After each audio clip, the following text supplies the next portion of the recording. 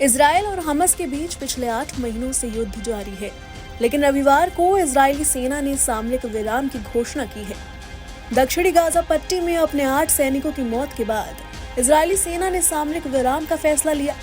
सेना ने घोषणा ये की है कि राफा में सुबह 8 बजे से लेकर शाम 7 बजे तक सामरिक विराम रहेगा और अगले आदेश तक ये प्रभावी रहेगा। ये भी कहा जा रहा है कि इस फैसले के बारे में पहले से प्रधानमंत्री नेतन्याहू या फिर इजरायली रक्षा मंत्री योव गैलेंट को जानकारी नहीं थी। उन्हें सेना की योजनाओं के बारे में कोई जानकारी नहीं दी गई थी और उन्होंने अपनी मंजूरी नहीं दी थी। इससे पहले शनिवार को इजरायली सेना ने कहा कि दक्षिणी गाजा में किए गए एक विस्फोट में उसके 8 सैनिकों की मौत हो गई। ये पिछले कई महीनों में किए गए अब तक का सबसे घातक हमला था। शनिवार का यह धमाका दक्षिण राफा शहर में हुआ। इजरायल राफा को हमास की मजबूत पकड़ वाला आखिरी बड़ा गढ़ मानता है।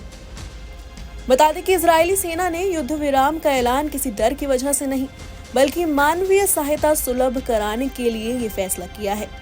इजरायली सेना के अनुसार इजरायल के नियंत्रण वाले केरेम शालोम चौराहे तक सहायता ट्रकों को पहुंचाने की वजह से सामरिक विराम की घोषणा की गई है, जिसके बाद ये ट्रक गाजा के अन्य भागों में सहायता सामग्री पहुंचाने के लिए सलाहे दिन राजमार्ग पर सुरक्षित रूप से जा सकेंगे।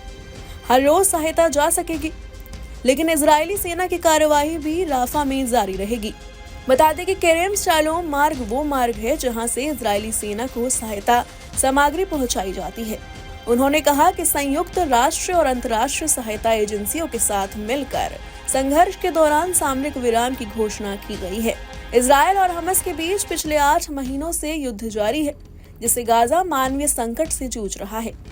संयुक्त राष्ट्र का कहना है कि युद्ध के कारण गाजा में लोगों तक राहत सामग्री नहीं पहुंच पा रही है, जिससे वहां भुखमरी फैल गई है।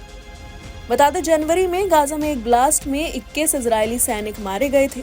इसके बाद यह पहला ऐसा हादसा है जिसमें इतनी बड़ी संख्या में सैनिक मारे गए हैं। आईडीएफ ने बताया कि हादसा स्थानीय समय के मुताबिक सुबह करीब 5:15 बजे हुआ है।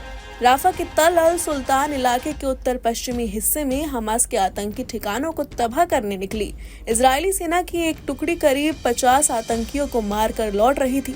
तभी काफिले का एक वाहन ब्लास्ट की चपेट में आ गया।